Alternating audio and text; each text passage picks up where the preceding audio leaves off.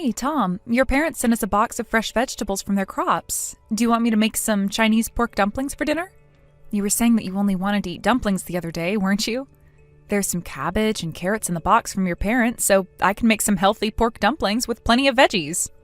Forget about it. I don't need any dinner. I'm going out to eat tonight. Oh, really? Why? What do you mean, why? Because I feel like it. I can do whatever I want, can't I? Oh, okay. Then I can make the dumplings tomorrow evening instead. There's a lot of vegetables, so we've got to use them all up before they go bad. Just hand the vegetables out to the neighbors or something. We won't be able to use an entire box full that quickly, and it's a waste for us to use them. Yeah, that's true. It'll be a shame if we can't use them all by their best by date. Then I'll take half for us and give out the other half to the families on either side of us. I think we can manage to use at least half of the box by the end of next week. Why keep half? Just give the entire box full to the neighbors. What? But what about our share of the vegetables? Your parents sent them for us to eat. Won't they be disappointed if they hear that we gave all of those vegetables away? Yeah, but even if we keep them, it's not like we can put them to good use. With you cooking, they'll just transform into a disgusting bowl of yuck. Our parents would be happy if their vegetables went to someone who could actually make a proper dish out of them. We don't need any vegetables in our house. Is my cooking really that bad? Yeah, it's terrible. And I hate the pork dumplings you make. They're gross. I can barely ever taste the pork, and you use too much cabbage. It's just a plain vegetable dumpling. Blech. What?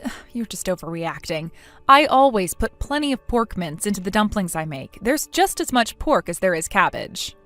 Well, 50-50 isn't enough. I want at least 90% pork, 10% cabbage. Why do you always insist on including vegetables in the food you make? Do you really think it tastes good? It's just a waste of time, and you waste my time because I always have to pick the vegetables out. I'm always trying to make dinner with a balanced diet in mind. You need to have some vegetables in your food, Tom. You're always going out to eat and often get fast food on your way home. If anything, most of the food you eat is unbalanced, unhealthy, and doesn't have any proper vegetables in it. So I just thought that it would be best if you could eat something healthy for dinner when you're at home. That's the least we can do to make sure you stay healthy.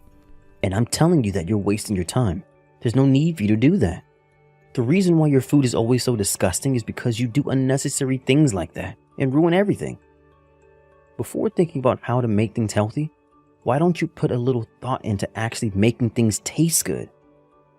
Thinking about balance, nutrition, and all that stuff is for the people who have actually got basic cooking skills, which you don't have. It's too soon for you to start thinking about how to keep me healthy, so just focus on making the food I want. I'm sorry. I really just thought that it was best for your health if I served more vegetables, but I guess that it just had the opposite effect. Yeah. The more you try and force feed me the gross stuff you make, the more I don't want to eat any vegetables. Got it? I'd rather eat cup noodles and fast food every single day rather than eat the food you make, no matter how unhealthy it is. But if you take in that much salt and sugar, then it really will make you sick. Shouldn't you cut down on the fast food, even a little? You mentioned that you were worried that you were gaining weight just the other day. If you don't want me to get sick, then how about you work on your cooking skills and actually make something edible? The only reason why I feel like I have to buy ready-made meals, cup noodles, and always go out to eat in the evenings is because the food you make isn't good enough to satisfy me. All right, I'll work on it. Yeah, here's one piece of advice from me. Work on your seasoning. The food you make is always so bland. In order to eat a balanced diet, some fatty foods and salt is necessary, right? But the food you make never has enough flavor on it, and I get bored of it on the first bite. I can't eat a whole dish of the food you make because it's so plain. Your cooking is too extreme. All you think about is making it healthy, so the taste is completely off. Extreme? Okay. Then I'll be careful with the dinner I make tonight. Yeah, please. And don't take your time. While you're still working on improving your cooking skills, I can't call my friends over to have dinner, so hurry up and sort yourself out. I can't invite anyone over when you're this embarrassingly bad at cooking. Really? You've never invited your friends over because you think I'm bad at cooking? Yeah. What I really want to do is invite some friends over for a home party and host them with some delicious food, but but we'll just become the butt of the joke if you can't prepare a decent meal. All my friends will find out how terrible a cook you are, and I'll never be able to invite them over ever again. That's why I'm delaying inviting anyone over until you finally make something I can actually eat. Oh, I didn't know that you thought that my cooking was that bad. So that's what you've really thought of me up until now? Why don't you try learning how to cook by attending a cooking class with a professional? Though I think that you need one-on-one tuition to be able to get your incompetence corrected. You're a woman. You should feel a little more ashamed about not being able to cook. In this day and age, I don't think that women should feel ashamed about that. If anything, there are plenty of people, men and women, who don't know how to cook. Though I agree that it's a skill everyone should aim to have. Even if other people don't know how to cook, I think you should really think about getting some professional help.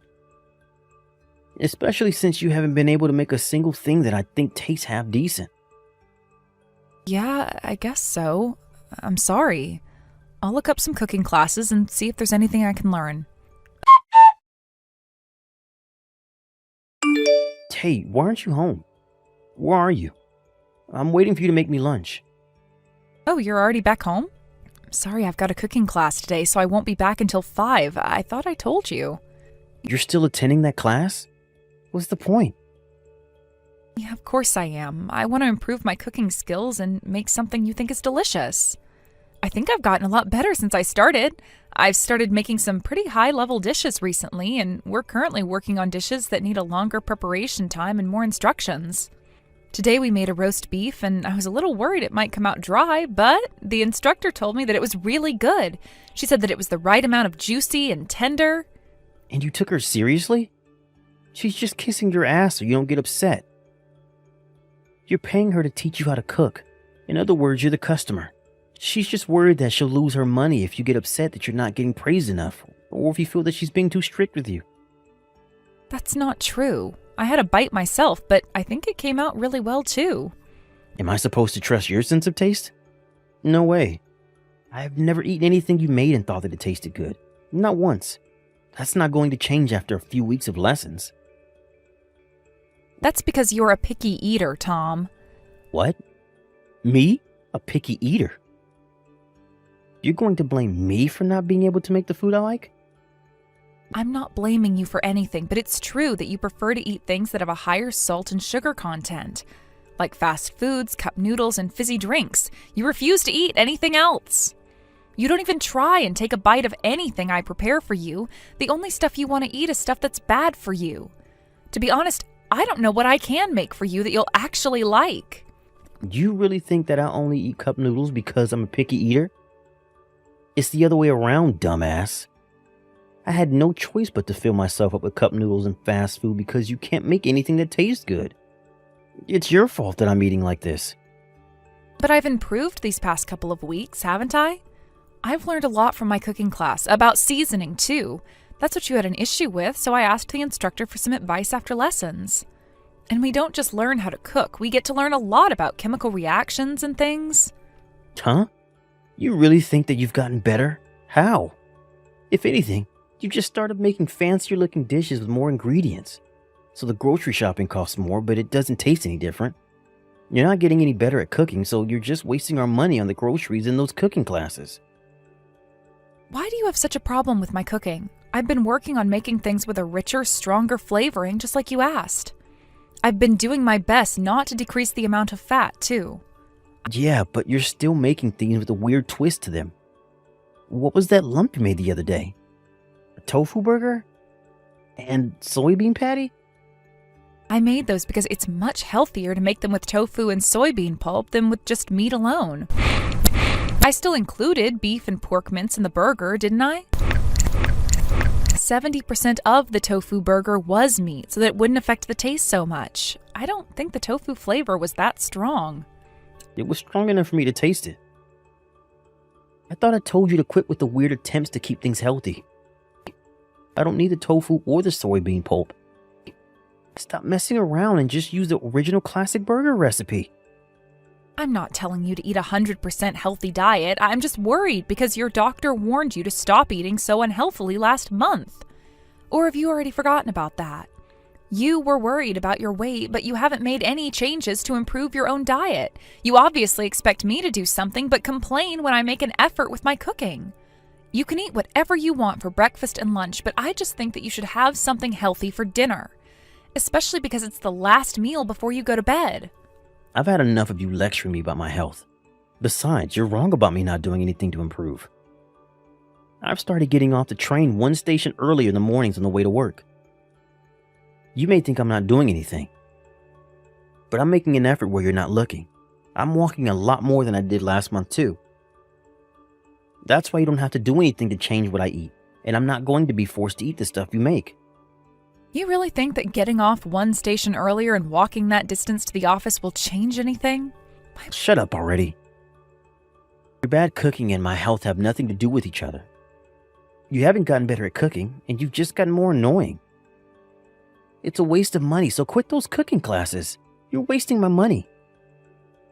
But you say that. I've been finding time on my days off to go to cooking class because you said that you wanted me to improve. Well, it's obvious now that no matter how many lessons you take, you're never getting better, so just give up. And it's not just the cooking you need to improve on. You can't even get all the other chores done properly. There's so much you're bad at that it makes me want to ask what you do. What? The laundry always comes back with creases, and you're always cutting corners with the cleaning. And you're a terrible cook. There's not one single chore you can get done properly. I work full-time too, you know. It's hard to get everything done exactly the way you want it, and if you're going to complain that much, then why don't you help? So you can't juggle work and the chores. Why is that my problem? I bet you can't even get anything done properly at work, can you? You're probably just in the way at your office, so why don't you just resign and focus on the chores? Of course I can get my work done.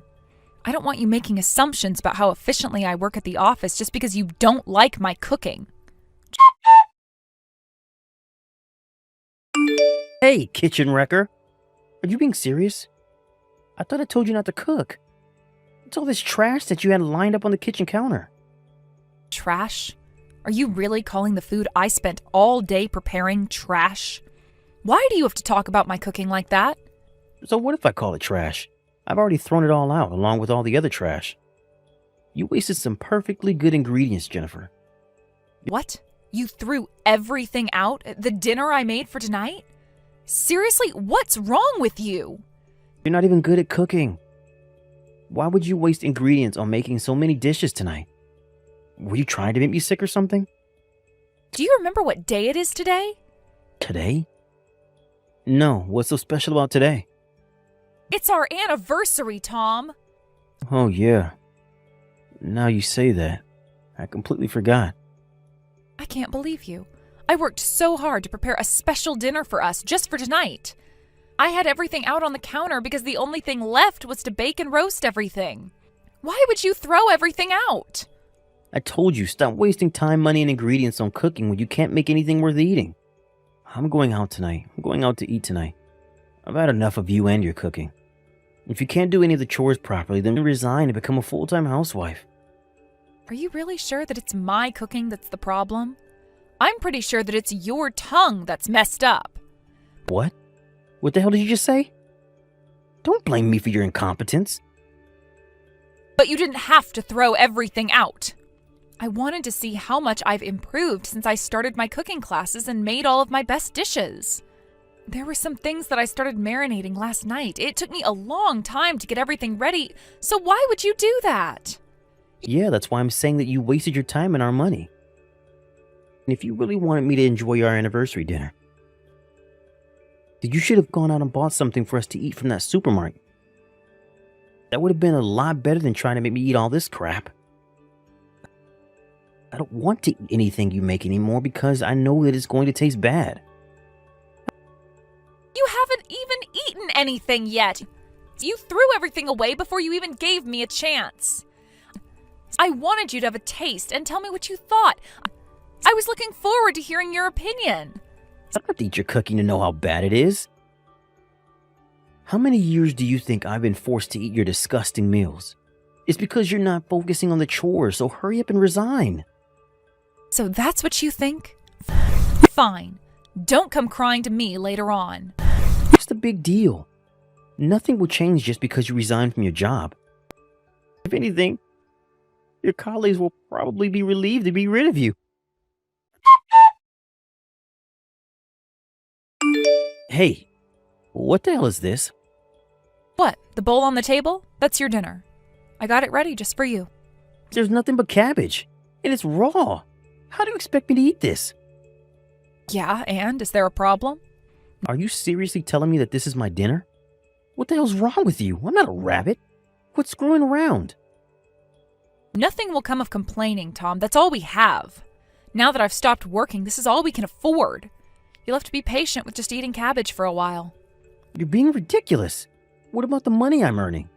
You really think that your salary's enough? The money you earn all disappears on the card payments. You're joking. There's no way that it could all disappear that quickly. You may not like it, but it's the truth, Tom. It all got swallowed up by the payments you owe to the card company from overspending on eating out and on paying back the scholarship. Up until now, we've been paying for the utility bills and the groceries from my salary.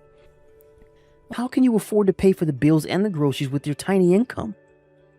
You earn $1,000 less than I do. Well, let me give you an update. I'm currently earning way more than you are. Do you mind not looking down on me like that? What? That's impossible. How could you be earning more than I am? I actually got a promotion and a few pay raises after we got married. I just didn't tell you.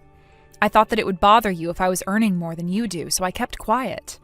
I've known you for long enough to know how proud you are and how it would hurt that pride if I told you that you're not the breadwinner anymore. I didn't want you to pull a tantrum just because I started earning more than you. You're lying. Anyway, we don't have enough money to pay for groceries because you told me to resign.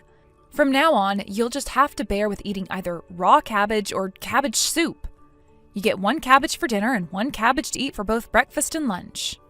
How the hell am I supposed to live on cabbage? Can you even eat cabbage raw? Are you supposed to fry it or something first? Ugh, this is why picky eaters are so annoying. Cabbage is edible raw, and even if it's not that appetizing, you don't have a choice. We don't have the money to buy anything else. That's all you get. If you don't want to starve, you'll just have to grit your teeth and bear with it. Are you telling the truth? Can we really only afford cabbage? What about bread or rice or spaghetti? We used up the last of the rice last night. Oh, but we should still have some spices if you take a look at the spice rack. You can sprinkle whatever spice or herb you want on the cabbage and eat it the way you want. This can't be healthy. I'm going to end up with malnutrition. I doubt it's got all the nutrients a grown adult needs. But it's better than eating nothing, isn't it? It's either cabbage or nothing. If you don't like it, don't eat it. It's up to you. I'm not going to force you to eat something you don't want anymore. But don't blame me for what happens when you refuse to eat. Hey, I feel like I'm going to go crazy from how hungry I am. I've been drinking water whenever I feel hungry to make the hunger go away, but it's not enough. I can't take it anymore. Please, Jennifer, you've got to do something. Oh, really? What a shame. Then how about you have dinner early? But it's just another cabbage again, isn't it? I want something else. I'm sick of cabbage. I'm sick of smelling cabbage. I'm sick of looking at cabbage. I'm so hungry that I'm starting to feel sick too. Are you sure you don't want to have dinner? I've prepared 2 whole cabbages for you to eat tonight. I think you'll be full when you're done with eating them. I told you I don't want to eat any more cabbage. I don't even want to look at it. I think I'm going crazy. And where on earth are you? You're never here when I get home from work. I haven't seen you in days. What have you been doing every night? Me? I'm actually at your parents' house. My parents' house? What for? Your mom was nice enough to invite me over for dinner. What? You're having dinner with my parents? How is that fair? Why do you get to eat a proper dinner with them while I have to eat a cabbage? Your mom's fried chicken is the best. I have got to get her to teach me her recipe. She says that she's going to give me all the leftovers to take home, so I'll have something to eat for breakfast and for lunch tomorrow, too. I've been coming over to eat a few times, so I've learned a lot of cooking hints from your mom this past week. What? You left me to eat cabbages and practically starve while you go and get pampered by my mom and eat her special fried chicken? I want to go and eat dinner with my parents too. I'm headed straight over. This is a message from your mom and dad. They said, "We don't have any food to give you, so don't you dare turn up on our doorstep." What? Why not? I'm their son. How come you're welcome to eat with them and I'm not? You're just their daughter-in-law. Why do you get special treatment? Because I told your mom everything you did and said to me. I went and asked for her advice after the first time you told me to resign from being a terrible wife. And what do you think your family said when they heard how you've been treating me? They assured me that I wasn't in the wrong and that it was all because of how picky an eater you are. They told me that it was all your own fault. Your mom was especially angry when she heard how you were talking down to me about being incapable of doing the chores and balancing work. Probably because she understands more than anyone else how difficult it is to stay on top of the chores, especially when juggling work and, in her case, raising a child. So she doesn't care about me starving to death anymore? And your dad was laughing that cabbage should be more than enough as punishment for a dumbass like you. Your grandpa, grandma, and your little sister are all here too. But unfortunately for you, they're all on my side and they agree that you're completely in the wrong. You're the one that told me to resign without thinking about the consequences, so it's your own fault. You pretty much asked for this, Tom. Yeah, but how was I supposed to know that it would turn out like this? That I would be forced to live on cabbages? I didn't even know about your pay raise. Could I have known without you telling me? Regardless of that, this might be a good choice for you to fix your pickiness and start eating healthily. Up until now, you've been acting like a spoiled child when it comes to food. But now that you're finally eating your greens, you've taken one more step towards becoming an adult. Even though it's far too late for you to be growing up after all these years. Please, I'm really hungry. Can you ask them to let me have one proper meal? I won't ever say that I don't want to eat this or that. I won't refuse to eat the food you give me. I won't complain anymore, I promise. So you were aware that you were complaining unnecessarily? Now that I've got the chance, I'm going to make one thing very clear. My cooking isn't bad at all. At first I doubted my own skills, but after attending cooking class and having a professional taste my cooking, I realized that it wasn't me after all. It's all because you're a picky eater. I'm sorry that I said that you're a bad cook. I really won't complain anymore. I don't care what you give me. I'd happily eat it over having to eat one more head of cabbage. Too bad I'm never cooking for you ever again. The reason why you only have cabbage to eat right now is because it's karma for everything you've said to me. It's also karma for wasting the food I made on our anniversary by throwing it all in the trash. It's also punishment for trampling on the effort and consideration I put into making that dinner. I know, I'm sorry. I knew that you were just thinking about my health, but I was too stupid to just be honest and accept it. I was really being childish by complaining and expecting you to answer to all my complaints. I'm sorry. And no matter how much I complained, you did everything you could to try and meet me halfway. By going to cooking class and making the food you make as healthy as possible. But I was super insensitive and acted like a total asshole. I'm really sorry.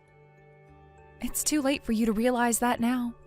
Now you can't even afford to go out and eat fast food. Serves you right, Tom. You don't know how satisfying this is. I've suffered enough, right? And I've apologized to you over and over. Please. Can't you just give me something? Just some toast or even some fruit? Something other than cabbage. I don't care what you give me. Yeah, I think you would be happy no matter what I gave you right now. But I've got a better idea. If you're hungry, why don't you go out and eat the grass on the side of the road outside? That way you won't have to pay a single cent. After that, my husband turned up at his parents' house and he got down on his knees and begged me for his forgiveness on their doorstep. However, I refused to forgive him for how arrogant he was, and I handed him the divorce papers right on the spot. My in-laws wouldn't forgive him either and refused to give him any food to eat. Instead, they chased him out of the house and told him to work things out on his own. All I can say is that I think he got what he deserved. By the way, I told him that I had resigned from my job, but that was actually a complete lie.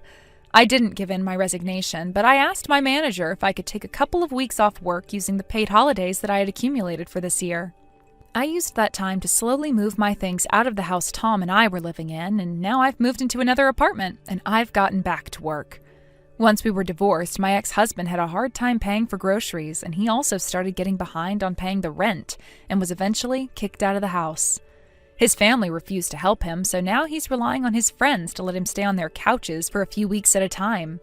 And now, either because of his bad eating habits up until now, or because of the malnutrition he's suffered, it's not clear which is at fault, but he's now gotten sick and has been visiting the hospital on a regular basis. Apparently, his doctor has given him strict rules for what to eat and what not to eat, and he can no longer eat his favorite fast foods and cup noodles. Ever since divorcing my husband, no one has ever told me that my cooking tastes bad. If anything, I've gotten nothing but praise for how delicious my cooking is, and I've been asked for tips and hints on how to make certain recipes. It turns out I was right about that idiot's sense of taste being out of order. Now I'm free of him and his complaints. I've gotten a lot more confident about my cooking skills, and I'm having a lot more fun trying new recipes and cooking methods. Hello, Susie, it's Patricia. I was wondering if you have some time to talk. There's something I wanted to ask you. Yes, of course. I'm actually on my way to my parents' house, so do you mind if we continue messaging? I'm on the train, so I can't make a phone call. Of course I don't mind. I'm sorry to bother you at such an inconvenient time. No, it's no problem. It's still a long way until I have to get off, and I didn't have anything else to do. I'm glad you messaged me. Anyway, is there something I can help you with?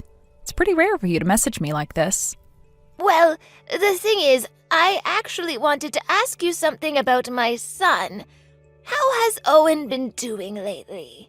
Has there been anything off about his behavior? Or has he mentioned anything about trouble at work? Owen? I don't think so. He's been perfectly normal. Didn't you get to see him last weekend? I thought that he went to visit you guys. Or that's what he told me. Yes, he was here. There's no mistake about that. It's just... This might be my imagination, but I felt like he wasn't his usual self. It seemed like he was lost in his thoughts, and we didn't really get to hear much from him. Oh, really? Well, that's strange. I haven't noticed anything myself. Did he say anything that made you think that something was off? Not really. It's not what he said, but more his demeanor. I thought that he was completely fine, but I started to feel that something was off after he went back home. I realized that it looked like he was deep in thought about something, like he didn't know what to do. He wasn't talking as much as he usually does, too, or at least that's how I felt. I messaged him after he left because I was worried about him, and I asked him if he was okay, but he only replied that there was nothing wrong. I really can't help but feel like there's something off about his behavior. Well, nothing really comes to mind. I wonder what could be bothering him. Oh, no, there is something. He mentioned that he was having a hard time sleeping. Oh, really? He's been having trouble sleeping? So he just seemed a little off because he was tired? Yes, that must be it. I haven't noticed anything strange about him at home, and I think everything's going well at work. I can understand that you must be worried, but I think he's fine. Oh, then it must have all been my imagination. How silly of me. You live with him, so if you say that he's fine, then he must be fine. Thank you, Susie. I feel much better now. I'm sorry I disturbed you for something so silly. I've probably become more worrisome and quick to assume things because of how old I've gotten, but I'm glad I was able to talk to you about it. It's no problem. If you ever want to ask me something, feel free to message me. It's possible that Owen's bothered about something that he feels he can't share with me, and that's why he hasn't been showing any signs of being troubled by something when he's at home. I'll make sure to keep an eye on him and check if there seems to be anything wrong. I'll let you know if I figure anything out. Thank you. That means a lot to me. I'm so glad that you married Owen, Susie. You're a wonderful daughter-in-law, and I'm sure that Owen feels that he's lucky that he married you. That's exactly what I wanted to say. I'm lucky to have such a caring mother-in-law. But now you mention that Owen's been acting strange, I can't help but feel a little worried too. I wonder if he's really okay. I was planning on staying over at my parents' house tonight after spending the day with them, but do you think that I should go back home and stay by Owen's side just in case? Will he be okay alone? Oh, I'm sure he'll be fine. I'm sorry I made you worry. It's just for one night, and you should spend some time with your parents too. Don't worry about Owen. It's probably just a lack of sleep, and it might be my imagination. Take your time with your parents. You think so? He may have an assistant to help him, but he is essentially running a company all on his own. I think the job of CEO must be a lot more mentally and physically stressful than I think it is. I wonder if he's really okay. Yes, that's true. There must be a lot that he's worried about that he can't even share with all of us. It would be difficult for us to understand if we've never experienced it for ourselves. But that's nothing new. He's been running that company for a few years now, and even though you said that everything's going smoothly, I can't imagine that it would suddenly affect him like that. I think that he was just tired, that must be it. I've been making sure to give him herbal tea like chamomile and lavender in the evenings to help him sleep better, but, well, perhaps that's not enough. I'll look something up and see if there's anything else I can do to help him rest. Thank you. I'll try looking for some items for sleeping too, like an eye mask or some music. But would you mind letting me know if anything changes and you notice something odd about Owen? He has a bad habit of trying to deal with everything on his own and doesn't really share anything with the people around him. Of course, leave him to me. I'll let you know as soon as anything comes up. Thank you for messaging me, Patricia. Owen and I will go and visit sometime soon. I'm looking forward to it. You and Owen haven't been to visit together in a long time, so we would be very happy if you both came and spent a weekend here with us.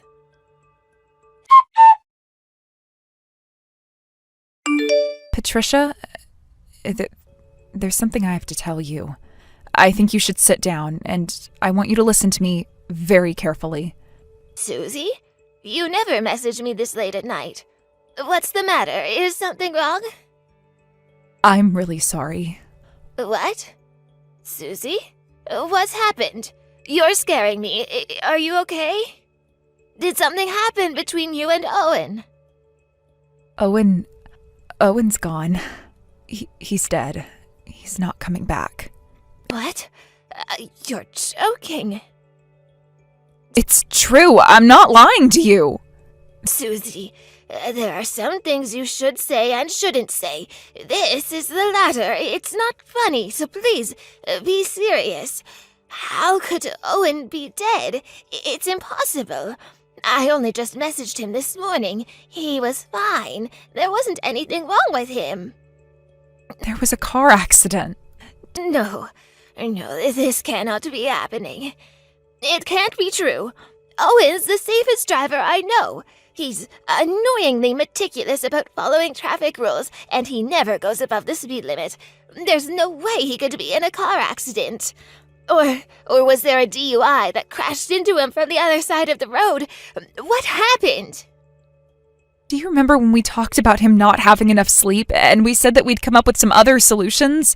Well, the truth is he started taking sleeping pills just a few weeks ago, but he was sleeping better for a while, and...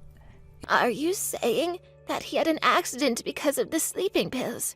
He fell asleep at the wheel? It looks like the police are investigating the crash with that in mind.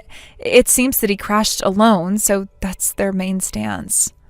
But why would he be in an accident this late at night? I don't understand where he could have been driving to. And why would he get into his car after taking sleeping pills? It doesn't make any sense. There's no way he would do something so irresponsible. Please, Susie, tell me that you're lying. You're just joking, aren't you? Please, Susie, please tell me it's not true. He can't be gone. I wanted to believe that it was a lie, too. I couldn't believe that I would never see him again. But I suddenly got a phone call from the hospital telling me that I had to come right away. But by the time I arrived, he was already gone. Apparently, he was already dead when he crashed. I didn't even get a chance to say goodbye. I'm sorry, Patricia. I should have called you as soon as I got the phone call from the hospital. And I should have let you both know. But I panicked, and I could only think of going to see Owen. I didn't think of anything else, and I didn't call you. I'm sorry. It's fine. That must have been hard for you to hear, Susie. I think I would have done the same in your situation. You shouldn't blame yourself for not contacting us. Sorry. Please don't apologize. But I guess this means that I have no choice but to accept that Owen really is gone. Yes, he's gone. Oh, he really is dead. My Owen. Patricia, are you okay? Is Owen's dad there with you? I'm sorry, my brain just can't seem to catch up with everything. You're right, I have to go and tell my husband. Yes, I don't think you should be alone right now. Yes, thank you. My husband and I will head over to the hospital as soon as we can. Oh, I've got to tell him. How am I supposed to tell him? I'm so sorry, Patricia. It's not your fault, Susie. There is nothing for you to apologize for. Please don't blame yourself. Anyway, we will be right there, so just wait for us. You shouldn't be alone either. Thank you. I'll send you the address right now. Yes, please. Thank you. I don't think I can search for it myself in this state. Thank you for being so considerate, but make sure to take care of yourself first, okay? Find somewhere you can sit down and rest until we arrive.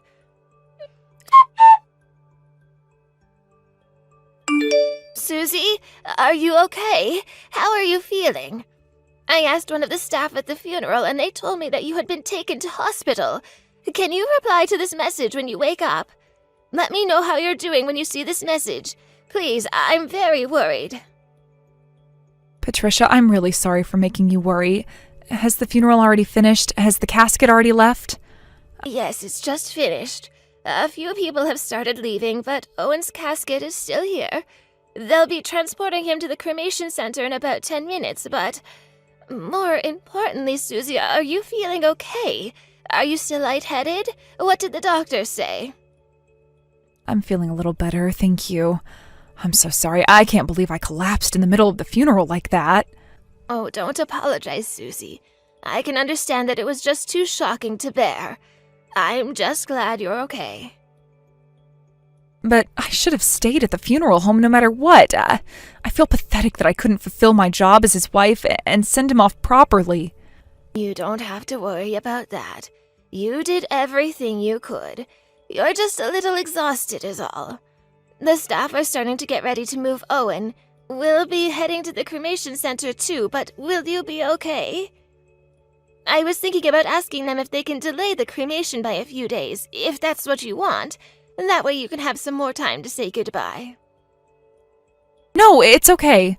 I'll head to the cremation center too. I can't drag this out any longer. I've got to pull myself together and say goodbye. Is it okay for you to be moving around already? You should rest if you aren't feeling up to it. It'll be fine. It's just a mental issue. And it's probably because I haven't been able to sleep very well these past few days. I can't miss Owen's funeral and his cremation.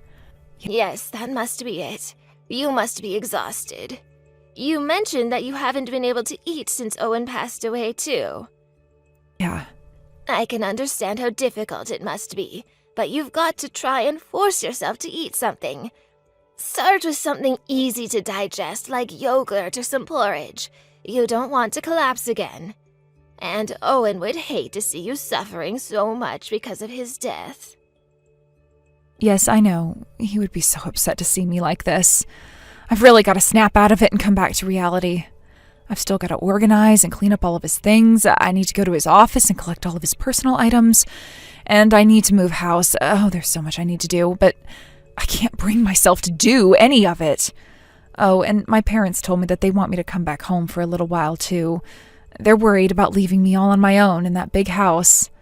Yes, I can imagine. You shouldn't be alone. I think it's a good idea for you to do as your parents say, and go home with them for a while until you're ready to find your own apartment. But now that Owen's gone, I don't have any money to pay for the bills. I don't know what to do. It'll take time until I can access the money he left behind for me, too. I don't know how I can pay for the rent. Everything is completely new to me, and it's all so confusing. Don't worry, Susie. My husband and I will pay for the rent until you receive your part of the inheritance.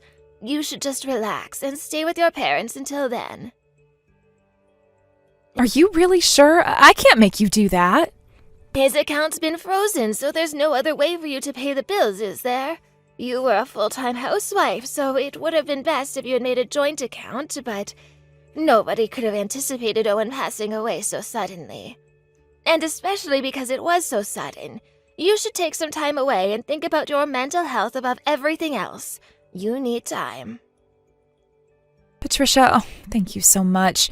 I'm so grateful for everything you've done for me. It's too difficult for me to stay in that house knowing that Owen's not coming back. I keep on waiting and waiting, but it's so empty without him. It's too much, just seeing all of his things around the house in exactly the same place as he last touched them. I feel like I can't even breathe there. If it's that difficult, then how about we tidy up Owen's things for you? No, I can't ask you to do that. I've already been an inconvenience to you both. I don't want to be any more of a burden. You are not a burden, Susie. Don't say that.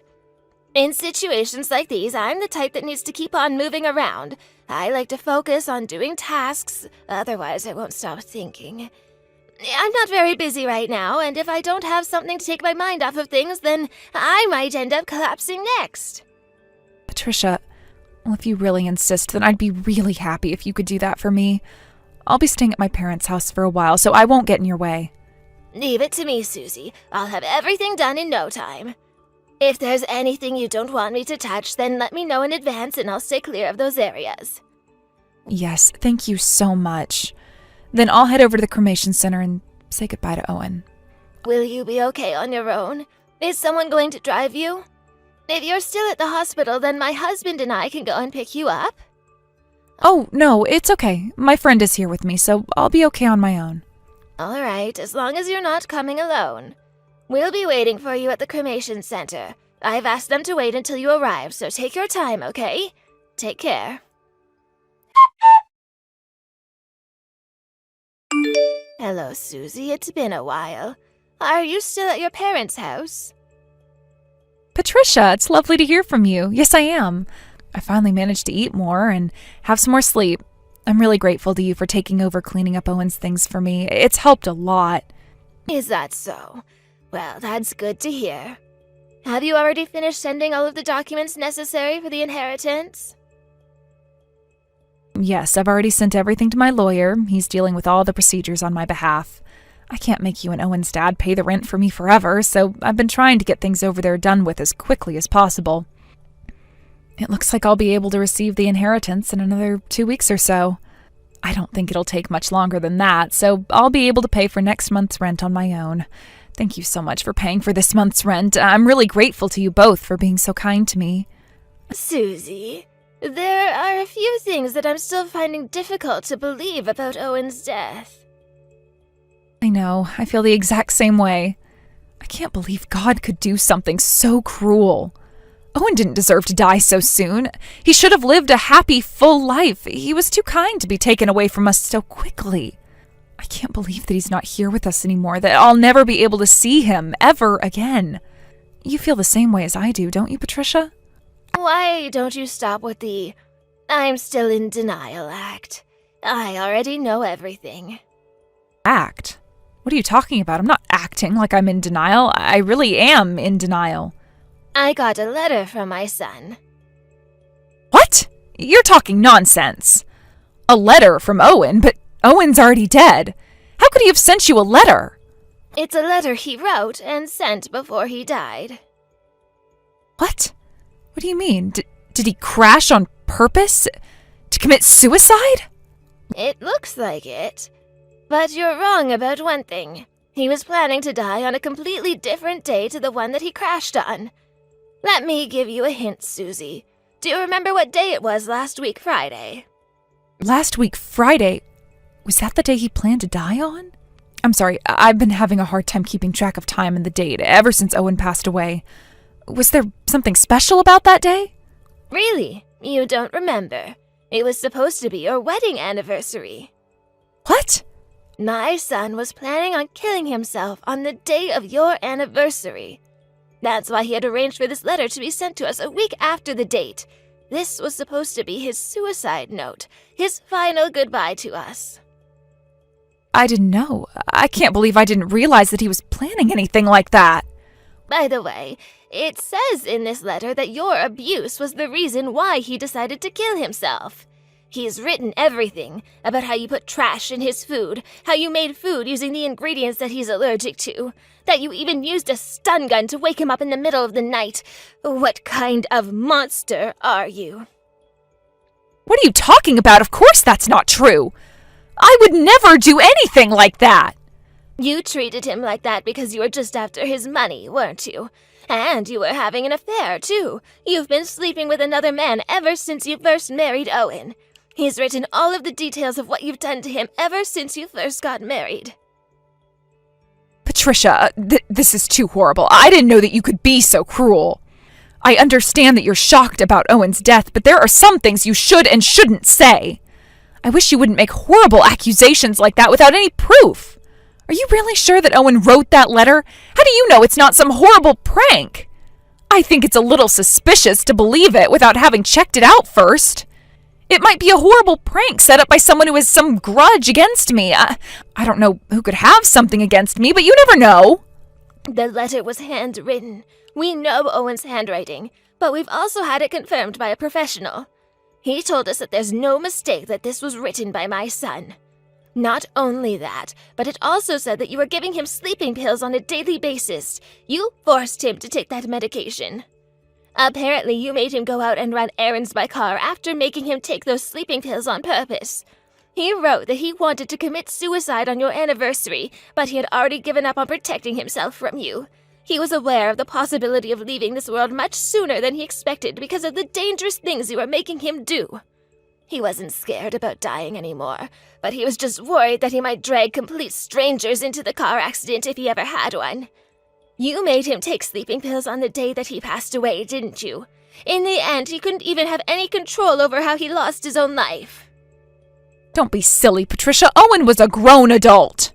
Why would he drink the sleeping pills if he knew that I wanted him to get hurt? He shouldn't have gotten in the car if he didn't want to hurt anyone else.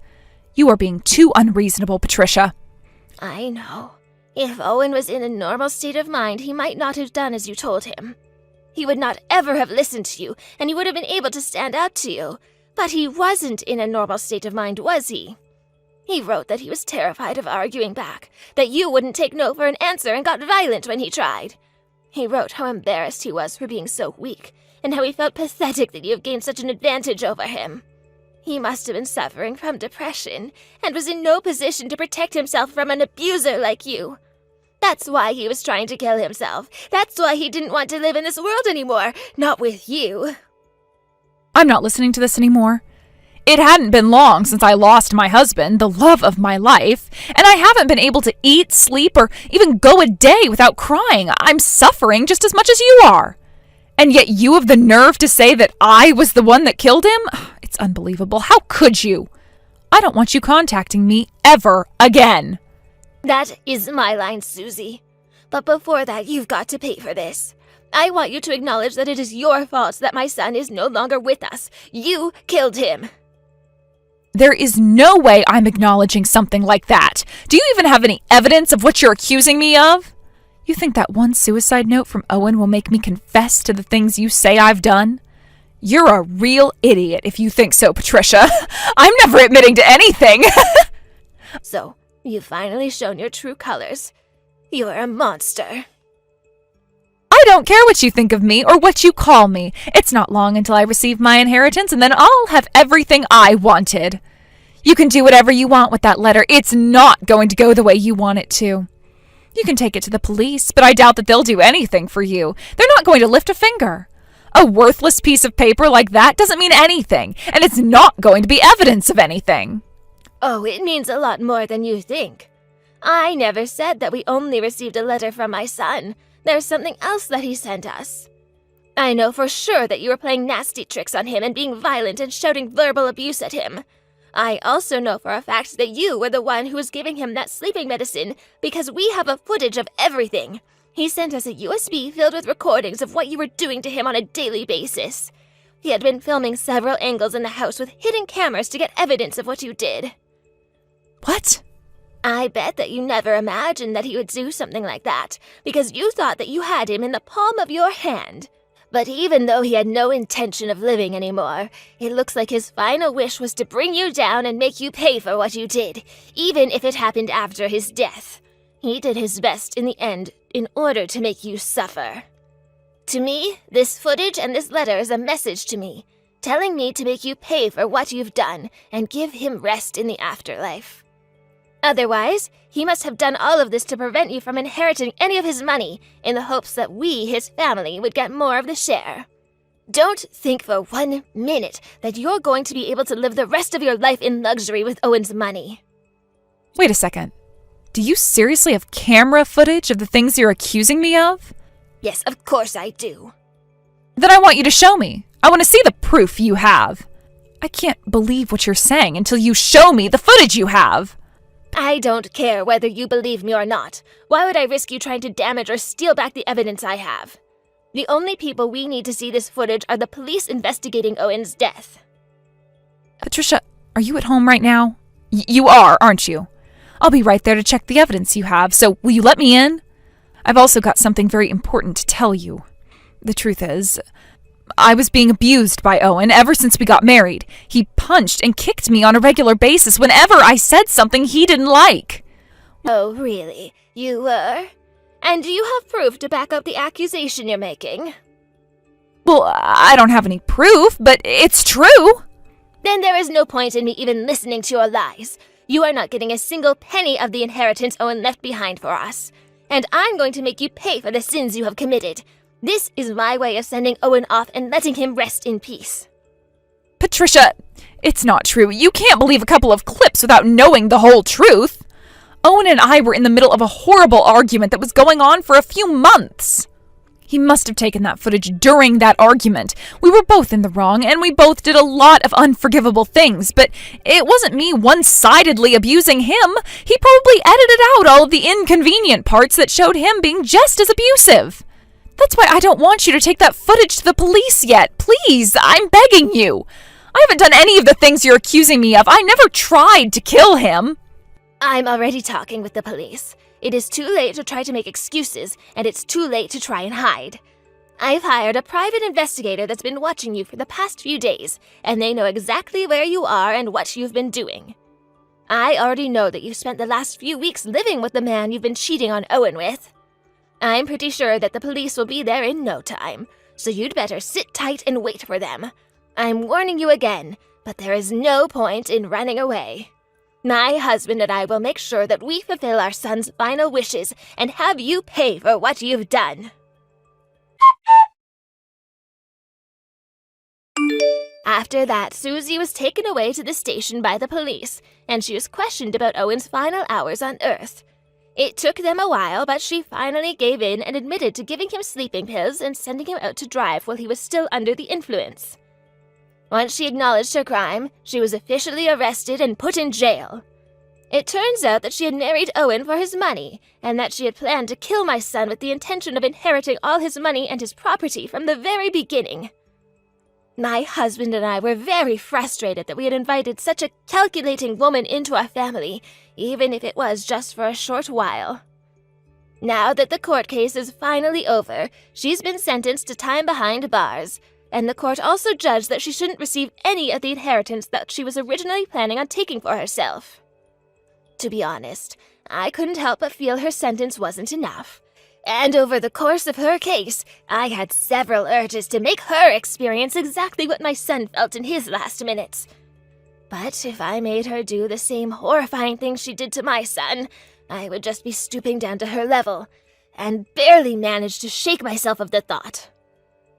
I know that getting revenge on Susie won't bring my son back, and I know that he wouldn't be happy if I committed a crime for him.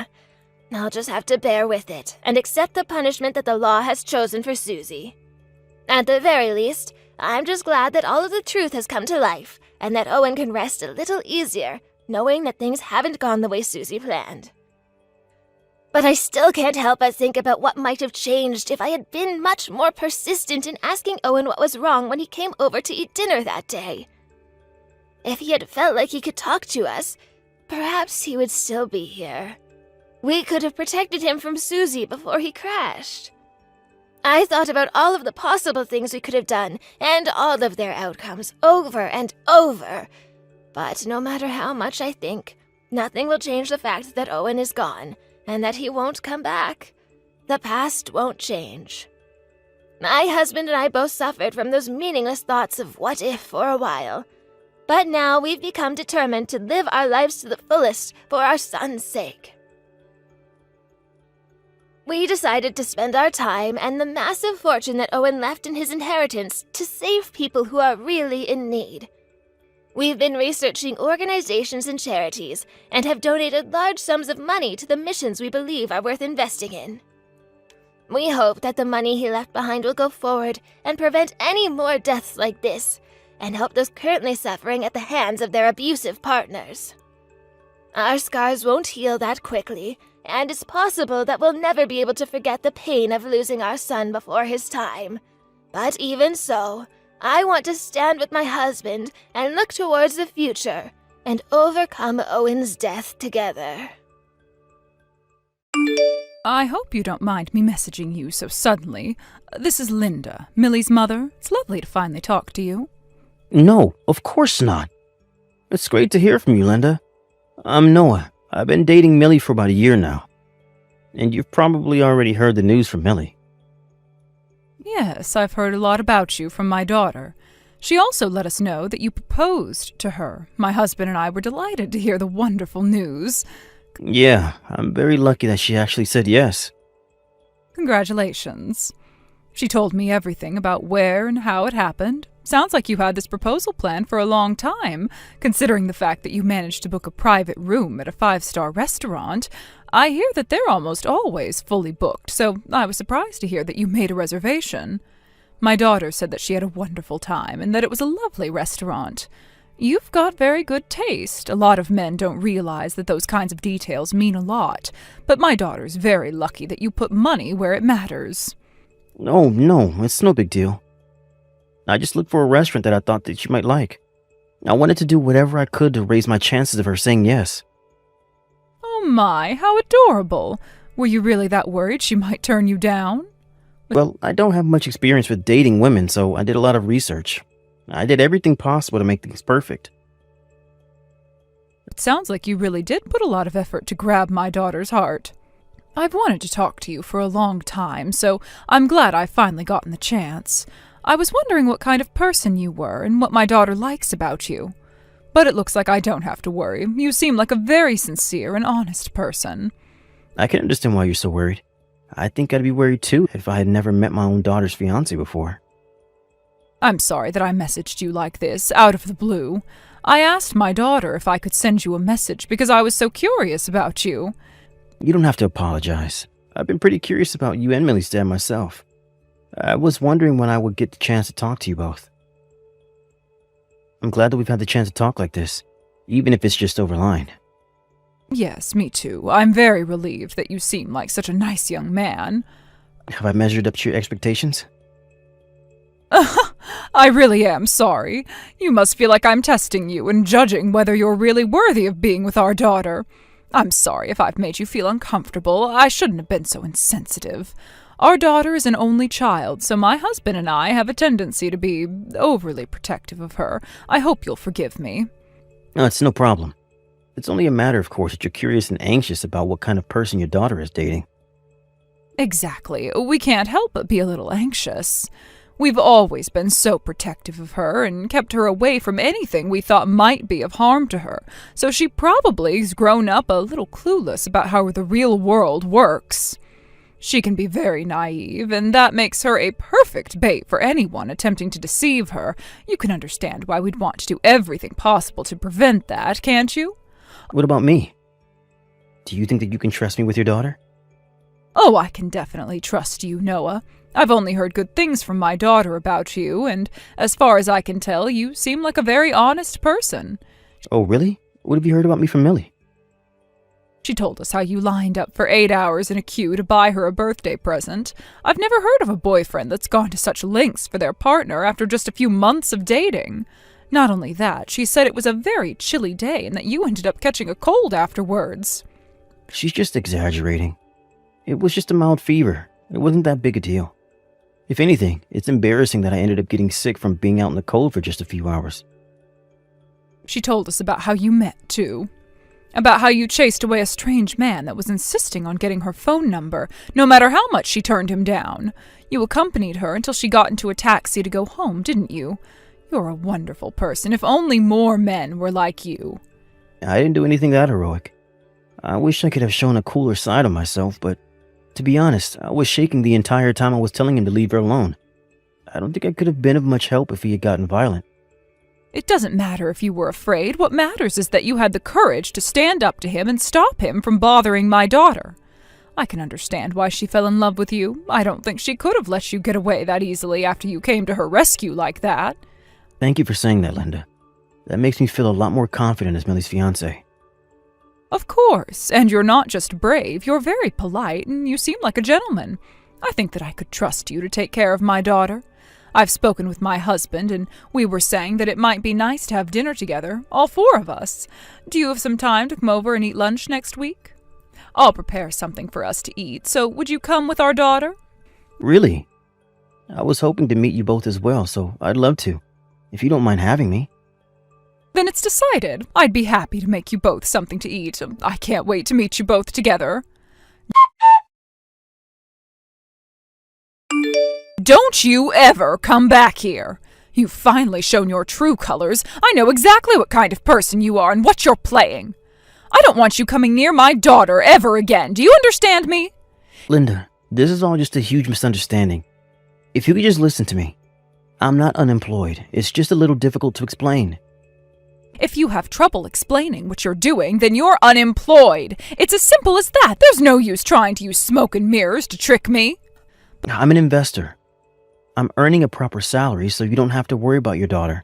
I'm not going to take advantage of her. But Millie said herself that you're always at home. If you're always at home, then how on earth could you be earning anything? How can I trust you? I'm always at home because I'm working from home. I don't need to go anywhere if I have my laptop. Besides, it's not just the fact that you're unemployed. I have a problem with the reason you gave for leaving your previous job, too. You said you left your job because of your mental health, didn't you? To be precise, it didn't go that far. I didn't get depressed or anything, but I felt that I was on the verge of suffering from depression because of the issues I was having with coworkers and my managers. But ever since leaving that job, I felt much better about myself and a lot more confident. I became an investor when I started buying shares during my hiatus. It's been a few years since I started, and I've gotten a hang of it, so I'm earning a lot more nowadays. You really want to call yourself an investor? Oh, you're just saying that for appearances. Why would I go that far to lie to you about the work that I'm doing? Do you have any proof that I'm making all of this up? Of course it's a lie. How could someone who's suffering from a mental issue manage to turn their life around so quickly with a big break like that? It's impossible. And most importantly, you say that you have all this money, but you don't look rich at all. You look like any other person on the street. Because of everything Millie said about you being so kind and coming to her rescue from that creep asking for her number, I expected you to be a little more handsome, but in reality, you look boring and crude. There's nothing gentlemanly about you. When you mentioned that you left your job for mental health reasons, I wasn't surprised at all. You look like the typical crazy person. That's the first time I've ever been told anything like that. I accept that I must look pretty boring. I've never had much confidence in my looks, and I'm not great with fashion, so I can't argue with that. Exactly. If you were really rich, then you should be wearing designer items and trying to look the part. You could at least have worn an expensive watch to prove it, but you don't have anything. I spend money on food, but I don't really use it on anything else. I'm not really interested in designer fashion either. I have an acquaintance that's suffering from depression, so I know everything there is to know about people with mental health issues. It's not that easy to recover from something like that. People with depression are unfit for working in society and can't do anything by themselves. And yet you changed jobs to become an investor? Do you really think that I would believe that it was as simple as that? Oh, there's no way you could have made such a miraculous comeback. Not everyone suffers from depression and recovers from it in the same way. There are some who can. And managed a miraculous recovery when I found what I felt was my life's work in investing. And I believe that Millie told you that I'm not unemployed too. Can't you believe what your own daughter is saying? She's been working at home, so she knows that I'm not just sitting around doing nothing. But that is all you're doing. You spend the entire day sitting in front of the laptop staring at nothing, aren't you? How could Millie know what you're really doing if she's not watching you for the entire time? My daughter's being tricked by you. I just know it. I'm not tricking her. You say that you're earning a proper salary, but I bet that you're just using the savings you made when you were working a full-time job and waiting for your chance to live off my daughter. You're going to make up some convenient excuse that your investment didn't go well and make her pay for everything for you, you parasite. You're trying to take advantage of her. I just know it. I'm not going to let you get away with it. Mark my words. I'll show her what you're really like. What do I have to say to get you to believe me? I don't have any sick ulterior motive like that. I don't plan on becoming a parasite either. I just really want to be with her and make her happy. Sure, I was tricked once by that sweet talk of yours. You seemed so honest and sincere, which is rare nowadays, but it's a shame I can't approve of you. I have a message from my husband, too. He says to never come near our daughter ever again, you con artist, or he'll call the police on you. Linda, please. Would you please listen to what I have to say? I can't give up on Millie that easily. What do you want? Are you still going on with all your lies and excuses? I'm happy that you've finally gotten around to answering my messages. I want to fix the misunderstanding that you and your husband have about me. You've got to let me have another chance with Millie. Well, I think that we've already told you enough times that this is it for the both of you. We're not letting a loser like you marry our daughter. You don't have a job and you don't have the money to say you have. We're sick of your lies. But I can't just give up on her. You're a very persistent man, I'll give you that. There must still be something wrong with you if you're that obsessed with being with our daughter. If you're not careful, you're going to end up becoming a stalker if you keep on bothering us like this. Don't come near our daughter. It's obvious that you're a danger to society. You should be put in a hospital. What kind of threat do you think I am? I'm not going to do anything to her. I just want you and Millie's dad to explain to me what I do for a living. You're obviously misunderstood about what I do. And if that's the reason why you don't want me to be with your daughter, then I can't just give up without trying to explain myself. All of your comments about me being mentally ill and about me being unemployed are all untrue. That's all your assumption, not my reality. But it's the truth. You can't play dumb now. It looks like our daughter has been chosen as the target of your insidious little trap. But we're not letting you get away with it. You're abnormal is what you are. If things were to turn out like this, we should have kept a closer eye on her and put limits on who she could meet and see. I regret having invited you over to have lunch and let you into our house. If you ever turn up at our house, I'll be calling the police. Remember that. Why won't you listen to anything I have to say?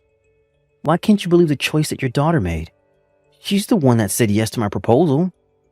Why should I listen to anything you have to say? Your words don't mean anything. You may be able to deceive our daughter with that tactic, but you'll never be able to trick us. You must have thought that Millie was an easy target because of how ignorant she is, but as long as she's got us protecting her, she'll be fine. It was brainless of you to think that we would be just as ignorant. But what a shame. We're a lot smarter than that. I'm not trying to tell you that you've got me all wrong. I'm not as untrustworthy as you think. And do you realize that you're belittling your own daughter in the process? She's not as ignorant as you say. Millie's her own adult, and she can deal with her own problems. Oh, shut up. You don't know a single thing about our daughter. She really is ignorant. She doesn't know just how dangerous the wide world is. That's partially our fault, since we've always been far too protective of her. But at least she's better off than you, considering what a failure you've become. Than me? What do you mean? I mean that you clearly haven't had a proper upbringing. If you'd been raised with a little more care, then you probably wouldn't have turned into such a pathological liar. Wait a second. Are you saying that my parents didn't raise me properly? Are you really going to bring them into this conversation? My parents have nothing to do with this. So please stop talking badly about them. Or your parents' con artists, just like you. Is your entire family a line of liars, good-for-nothings, and failures? That's even more reason for us to disapprove of you getting married to our daughter. We don't want to mix with people like you. All right. If you're going to go that far, then I'll give up on Millie. I won't go near her ever again. But trust me, you're going to regret this down the road. You're going to wish that you never spoke about my family like that. Good luck with paying off the debt, What debt are you talking about? We're not in any debt. Oh, I don't know. Since it's got nothing to do with me anymore. Maybe you should go and ask your precious daughter what I mean. She can answer you. Anyway, I won't message you again. Goodbye. Noah, please answer me. Is it true that our daughter is in debt? Yes, it's true. You finally heard the truth from her? But why? Why is she in so much debt? Oh, it's impossible. How could this be happening? Is this your fault too? Did you do this to her? She told me herself that she got into that debt before she met me. She must have been too ashamed to tell you both. So she got into debt over a year ago? Why? How could she end up in debt? Apparently, she was really addicted to shopping at the time and ended up buying too much on her credit card. She told me that it wasn't rare for her to end up spending over $10,000 a month. That irresponsible spending continued for a while, and she was borrowing money from a lot of companies in order to pay off the debt on her credit card. Before she knew it, she owed a total of $80,000, and she had no way of paying it off. What? 80,000? I can't believe it. And did you know about that when you proposed to her? Oh, you couldn't have. I did. I was pretty surprised when she told me, but it didn't give me any reason to leave her. I didn't want to abandon her for a reason like that. It looked like she already learned her lesson, and she promised that she would never waste money like that ever again. So, when I proposed to her, I told her that I would pay off her debt in her stead when we got married. I promised her that she wouldn't have to worry about money as long as she kept her promise too. To me, $80,000 isn't a lot of money, so I didn't mind parting with it, with the hope that we would work together to stay clear over spending in the future. What? We're talking about the same $80,000, aren't we? How is it not a lot of money? Just how much money do you have? Were you serious about being an investor? How many times did I tell you? Way too many to count, to be honest. No way. You were so absorbed in your delusions of what kind of bad guy I was that you couldn't stop your insults for 1 second. You could have just listened, but you didn't.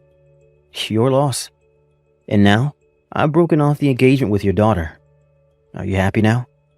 We're not getting married, and I'm not going anywhere near her, ever again. I already know that. She's right here, crying her eyes out and having a tantrum. That's why I messaged you. She's telling me that it's my fault that you're not going to pay off her debt for her. But I didn't know about any of the promises you made to each other. Are you trying to say that it's not your fault because you didn't know? You're really going to shift the blame after everything you said? No matter what anyone says, it's your fault. You're the reason why your daughter lost the chance to marry a gold mine, and now she's stuck with that mountain of debt all on her own. What? My daughter never thought of you as a gold mine. How horrible. She's not a gold digger. But she does. No, she doesn't. She would never. If I think back on all our time together, it was pretty stupid of me to think that she was really in love with me. There's no way she could have gotten over her shopping addiction that easily. And one big sign is the fact that she's never offered to split the bill. I should have realized sooner. It's too risky to decide to marry a woman that is over $80,000 in debt, especially when we're both so young. I think I made the right decision by breaking up with her. Wait, but she's crying. She really doesn't want you to leave her. She's saying that she'll do whatever she has to do to get you back together. Can't you rethink breaking off the engagement? You're the one who told us to break up, and yet you're trying to put us back together? I thought you said that you didn't want your daughter marrying a good-for-nothing man like me, from a family of liars and failures. Those are all words you insulted me and my parents with. You don't have to lie to me. I know that you're over the moon now that Millie and I aren't going to get married anymore. No, I was just misunderstanding about you, Noah. I am sorry. Please, I know that you're a much better person than this. My daughter owes you so much for offering to save her from so much debt. We all owe you for being so kind. It's too late to start praising me now. I'm not going to fall for the act, and I'm never going to forget the fact that you insulted my parents. Noah, I'm really sorry. Please forgive us. Will you please leave me alone? I'm not opening the door, so there's no point begging on my doorstep. All of my neighbors can see you three on your knees, and it's really embarrassing. And you're in the way. Go home. And if you don't want me to call the police and have them remove you, then I suggest that you leave right now. Please, can't you see how serious we are? We'll get down on our knees. We'll do anything just for your forgiveness. I'm so sorry that I was so rude to you and your parents. I don't need your apologies, Linda. I just want all of you off of my property. Go home. We can't leave, not until you rethink breaking off the engagement with Millie. She says that she wants to get back together again. I told you already, didn't I? I believe that I made the right decision by breaking up with her. That's the conclusion I came to after thinking about our relationship. I've already made up my mind, and nothing will change that. If anything, thank you for giving me the chance to think carefully about our future and put a stop to it before we got married. Getting divorced would have been pretty complicated. If you can't think of getting back together with her, then can I ask you for one little favor? Could you lend us some money? Please, just $10,000 will be enough. I won't ask for anything more than that. What? Why should I do you a favor in return for you leaving me alone? We don't have the money to pay the $80,000 to the banks and companies my daughter owes, but I'm also aware that we have a duty as her parents to clean up after her. We want to help her pay back her debt. My husband and I are currently talking to relatives and friends who can lend us money to pay it off, but as you can probably guess, it's not going so well. So, you think that I should cooperate? Why? You don't have any right to ask me to give you money. Do you even realize how obnoxious you're being? Don't you have any shame? I know that I'm doing something unforgivable and that you must think that I have no morals, but if you really don't help us, then our entire family will end up on the street. We won't have enough money to pay for the bills or for the rent. Please, we would do anything to help our daughter. That's all we ask. Okay, then go ahead and help your daughter. You said that you would do anything, so do what you have to do. However, I don't want you involving me. I'm not interested in helping any of you, so you'll have to manage alone. I don't have any obligation to help you or your family. Noah, I actually looked some things up on the internet. I found out that you're actually a very famous investor, aren't you? You had been telling the truth from the very beginning, and yet I had been rude enough to run my mouth with insults just because I assumed that you had been lying. I really regret not listening to you sooner, and I am very sorry for the way I treated you. I wish I could take everything back, but it's too late for that. Yeah, you were going on a literal rampage. No matter how many times I told you to listen to me, you wouldn't believe anything I said, and even went as far as to say that I was lying. I think it's the first time I've ever felt so unpleasant when talking to someone. I'm sorry, I just wanted to protect my daughter. That's all I could think about.